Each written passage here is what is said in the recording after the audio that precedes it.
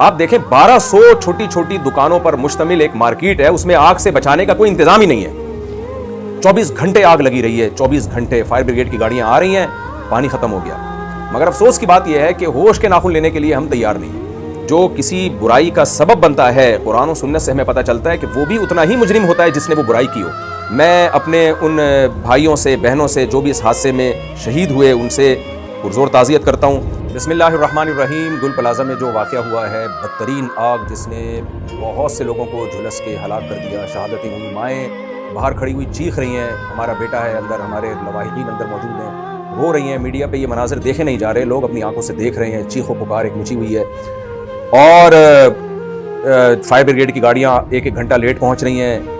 ملک جس بدحالی کا شکار ہے وہ میرا خیال ہے کسی ہوش مند سے یہ حالات مخفی نہیں ہیں. کراچی 70% جی ڈی پی دیتا ہے پورے ملک کے لیے, 70% بجٹ کراچی سے پورا ہوتا ہے. یہ ایک سٹی نہیں ہے بلکہ ایک کنٹری ہے. میں نے ایسے کنٹری دیکھے ہیں جو کراچی سے چھوٹے ہیں, ان کا رقبہ کراچی سے کم ہے, ان کی آبادی کراچی سے کم ہے. ایک ایسا شہر جس کی آبادی 2.5-3 کروڑ افراد پر مشتمل ہے, 70 سال سے زیادہ عرصہ ہو گیا وہ اپنے حقوق سے محروم ہے. اور کراچی کے باسی ان کی جو حقوق ہیں وہ روز بروز زمین میں دھستے چلے جا رہے ہیں بہت ہی تیز رفتاری کے ساتھ. مگر افسوس کی بات یہ ہے کہ ہوش کے ناخن لینے کے لیے ہم تیار نہیں. گٹر کھلے ہوئے ہیں, آئے دن واقعات ہیں, بچہ گٹر میں گر گیا, لیکن اس پہ ایکشن کیا لیا جا رہا ہے, کیا اس پہ حکومت سندھ کا جو رسپانس ہے وہ کیا ہے, وہ زیرو ہے.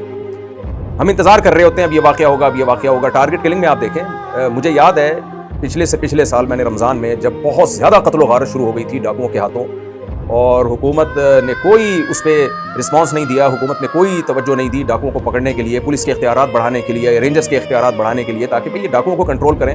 سویڈن سے ایک جوڑا آیا, نیا شادی شدہ جوڑا تھا, ان کو قتل کر دیا گیا. اس بچوں کے سامنے اس کے باپ کو ڈاکوؤں نے مارا ہے, یہیں ناگن چورنگی پہ. اتنے واقعات ہو رہے تھے رمضان کے آخری عشرے میں, یعنی دھڑلے سے لوگ قتل ہو رہے تھے. تو میں نے اس وقت جذبات میں ایک بیان دے دیا تھا کہ 27ویں رات کو میرا دل چاہ رہا ہے کہ میں حکومت سندھ میں جو بھی اس کے ذمہ دار ہیں ان واقعات کے, میں ان کے خلاف بددعائیں کروں. آپ حیران ہوں گے, 27ویں رات کو جب ہم نے ختم قرآن پہ دعائیں مانگنی تھی, میرے دوست کا فون آیا کہ مجھے ڈاکوؤں نے گولی مار دی ہے. اور میری 27ویں رات ہاسپٹل میں گزری اپنے ایک ریلیٹیو کے ساتھ جس کو 4-5 گولیاں ڈاکوؤں نے ماری تھی, اور پوری رات میں نے اس کے ساتھ وہاں گزاری. قسم اٹھا کے کہا جا سکتا ہے کہ دنیا میں کسی ملک میں جس میں جنگ مسلط نہ ہو ایسے حالات نہیں ہیں. اگر ایسے حالات ہوتے ہیں تو کسی کنٹری نے اٹیک کر دیا ہوتا ہے. حکومتی نااہلی اور حکومت کے جو ذمہ داریاں ہیں ان ذمہ داریوں کو پورا نہ کرنے کے سبب ایسے حالات شاید پاکستان سے زیادہ یا خاص طور پہ کراچی سے زیادہ کہیں بھی اتنی بدحالی نہ ہو. 24 گھنٹے آگ لگی رہی ہے, 24 گھنٹے فائر بریگیڈ کی گاڑیاں آ رہی ہیں, پانی ختم ہو گیا. کیا یعنی پہلے سے انتظام کیوں نہیں تھا؟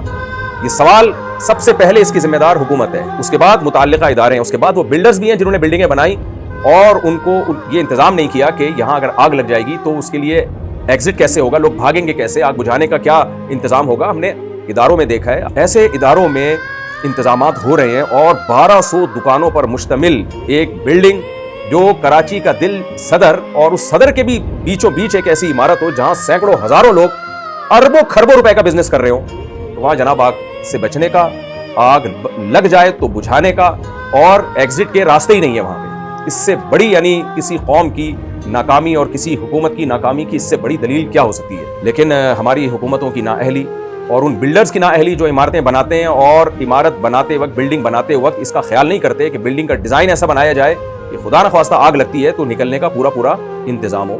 تو جو کسی برائی کا سبب بنتا ہے, قرآن و سنت سے ہمیں پتہ چلتا ہے کہ وہ بھی اتنا ہی مجرم ہوتا ہے جس نے وہ برائی کی ہو. تو میں اپنے ان بھائیوں سے بہنوں سے جو بھی اس حادثے میں شہید ہوئے ان سے پرزور تعزیت کرتا ہوں, اور دل سے دعا کرتا ہوں اللہ تعالیٰ ان کے درجات کو بلند کرے. نبی صلی اللہ علیہ وسلم کی صحیح حدیث ہے کہ حادثاتی طور پر آگ میں جل کے مرنے والا بھی شہید ہے, اور پانی میں ڈوب کے مرنے والا بھی شہید ہے. تو یہ ہمارے بھائی شہادت کے رتبے پر پہنچ گئے. اور اس میں ایک بڑی عجیب بات یہ کہ ایک فائر فائٹر جو تھا, فائر بریگیڈ کے عملے میں ایک شخص آگ بجھاتے ہوئے, وہ بھی اس حادثے میں شہید ہوا. اس کی شہادت تو بہت بڑی شہادت ہے. جو لوگوں کی جان بچاتے ہوئے اپنی جان گنوا بیٹھا, اس کو بھی ہم سلوٹ کرتے ہیں. اللہ تعالیٰ اس کے درجات کو بلند کرے, اس کی اس نیکی کو اس کے گناہوں کی معافی کا ذریعہ بنائے, اور اس کے لواحقین کو اللہ تعالیٰ صبر جمیل عطا فرمائے. ایسا نہ ہو کہ لوگ سول نافرمانی کی طرف آ جائیں, یا کراچی میں جو اس طرح کی باتیں ہیں, یہ اس طرح کی باتیں کی جا رہی ہیں کہ کراچی کو وفاق کے حوالے کیا جائے, کراچی کو صوبہ بنایا جائے, ایسی تحریکیں زور پکڑ گئیں تو پھر کیا ہوگا یہ واللہ عالم. میں اس بارے میں تبصرہ نہیں کرتا, لیکن یہ کہ اس طرح کی صدائیں گونجنا شروع ہو گئی ہیں. تو خدا را کراچی پر رحم کیجیے, اور عوام سے میں ایک گزارش کر سکتا ہوں. میں ظاہر ہے کوئی ایسا نمائندہ نہیں ہوں کہ میں عوام سے جو ہے وہ احکامات جاری کرنا شروع کر دوں. ہم گزارش ہی کر سکتے ہیں کہ حکومت پہ انحصار کرنا چھوڑ دیں. میں نے ولاگ بنائے ہیں جس میں کراچی کے لوگوں نے خود چندہ کر کے اپنے گلی کی سڑکوں کو ٹھیک کیا. ایسے علاقے ہیں, میرے ولاگ آ جائیں گے انشاءاللہ. اپنے علاقوں کو خود لوگوں نے بنایا. گٹروں کے ڈھکن میں نے بھی اپنے پیسوں سے لگائے ہیں, اور لوگوں سے چندہ کر کے اپنی گلی محلے کے کچھ گٹر کے ڈھکن ہم نے خود لگائے ہیں.